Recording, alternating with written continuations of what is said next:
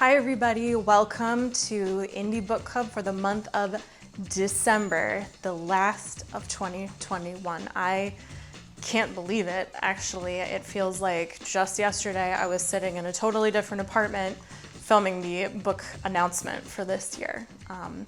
It has been an amazing year of reading, and I'm so excited that I've been able to share it with all of you. I hope you guys have taken something away from it this year. I hope you've found a book or learned a thing or two from me. And yeah, I've had a lot of fun, and I can't wait to keep going in 2022. Before we get to that, I still have one more book to bring to you in 2021, and that is the book that is billed as spiritual self-help, but I found it as more of a spiritual memoir. It is The Ethereal Road, A Solitary Tale, or Soulitary Tale, by Stefan Tomasi. Giulio, right? That's how you say his name. Giulio Minaldi is an accomplished financial advisor with a seemingly perfect life. When abnormal test results hint at the possibility of terminal illness, he is urged to reconsider his beliefs and forced to reconcile his disturbing past with the man he has become. Fearful that his day of reckoning is near, he fights to change his destiny and save his soul. Fascinated by the dilemmas afflicting the human condition, Tomasi explores moral questions, evolving attitudes towards spirituality, and the meaning of life and death.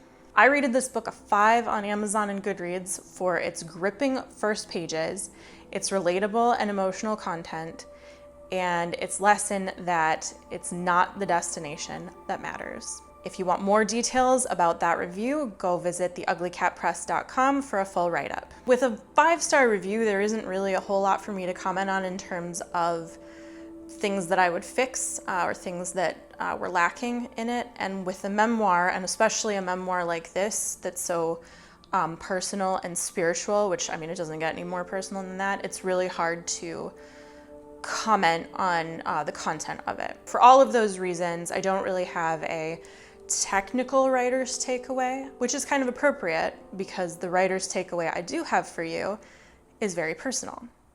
And it is called Timing is Everything, But. When I read this book, I was, I believe, 6 months pregnant, which, as anyone can tell you, if they've been pregnant or they've been around someone who's pregnant, that is a very emotional time for the person who's going through the pregnancy, for the person who is their partner, for their family. There's a lot going on in your brain and in your emotions. This book spoke to me for a number of reasons. Like I said, the first pages, it opens with the main character, his wife, waking up next to him and he's not breathing. That is a lot of people's worst nightmares right there. So like right away, I'm hooked on a very visceral level with this book. And then the struggles that the main character goes through, these are struggles that, you know, I went through, I still go through, my mother goes through, I've seen college friends go through them. It speaks to a level that I think is very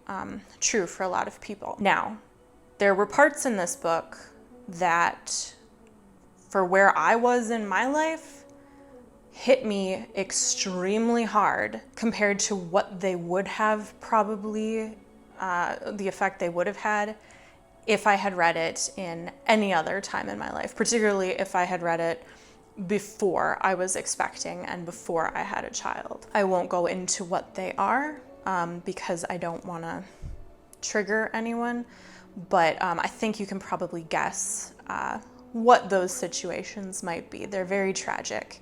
And they're very tense. And there was more than one time that I walked away from this book in tears. Literally, I had to put the book down and walk away from it and handle myself because I just couldn't take what was being presented in front of me. That is kind of the writer's takeaway I have for you this month is, you know, if I had read this book at any other time in my life, would it have had the same emotional impact?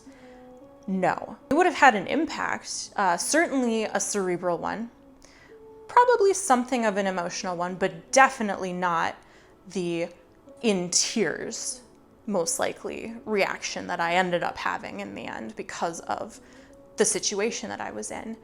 And this gets to a core issue of being a writer that I don't think most of us really want to talk about. You can write a book that is completely solid, front to end, follows all the rules, great characters, strong dialogue, hits every single technical note. You get it out there, you do the marketing, you've got a great scheme. Despite all of that, all of your amazing skills, all of your hard work, it's all about timing. It's all about hitting those readers where they're feeling things when they're feeling them.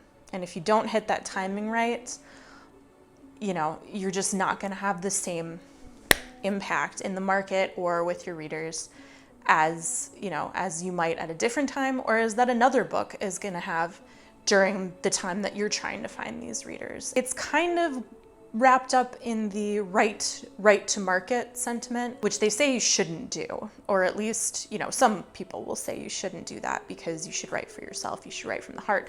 That is always true. But the sensibilities of the market do matter for something. They do matter for how your book is going to be received. They matter for how your book is going to be shared. People can read a book and say, that was a great book, and put it down and forget about it and never tell anyone about it again. Happens all the time. Happens to me, happens to you, happens to absolutely everybody.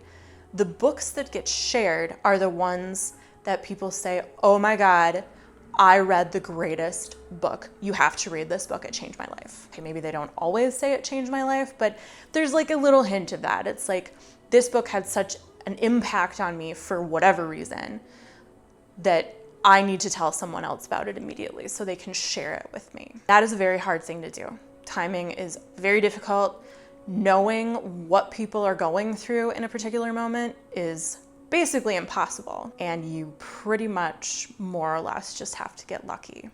Now, Stefan Tomasi with this book, he got extremely lucky with me because I'm not typically super sentimental or prone to fits of crying, but I read this at the exact right moment, and now it's a book I'm never gonna forget. It's a book that, because it hit me emotionally, it's something that I think is definitely worth reading. Even if you don't connect with it emotionally, the thoughts in it are worth exploring because it is such a unique self-help book. It's not telling you what to think. I don't even quantify it, I don't even call it self-help because I think that's wrong.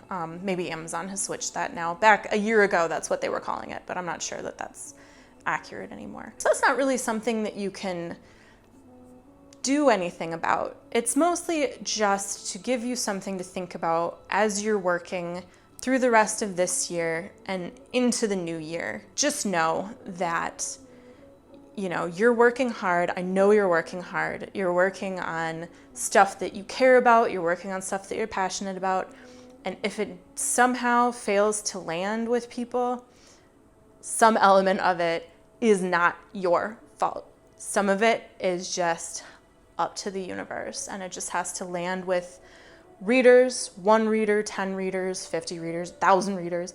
It just has to land with people in the right way at the right time. So a little bit of magical thought for you at this magical time of year and with this magical book. If you would like to know more about The Ethereal Road, A Soulitary Tale, we have the buy link, the Amazon link in the description, so you can go ahead and click on that, check it out. If you've liked this video, please subscribe to our channel and like the video on the channel, and make sure to hit the notification bell so you can get updates for our next video. I don't currently have my 2022 list ready to go yet.